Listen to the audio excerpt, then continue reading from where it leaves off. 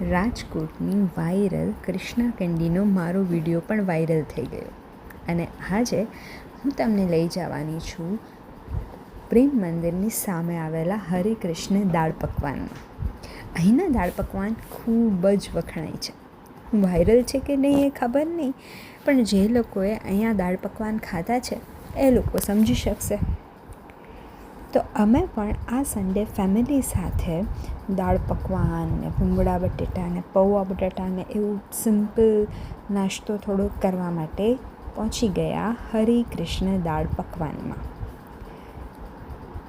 ખોટું નહીં બોલું, ટેસ્ટ એકદમ સરસ, વ્યવસ્થિત અને મજા આવી અમને. આ સન્ડે તમે કેવી રીતે સ્પેન્ડ કર્યો કમેન્ટમાં તમારી સ્ટોરી જરૂર લખજો.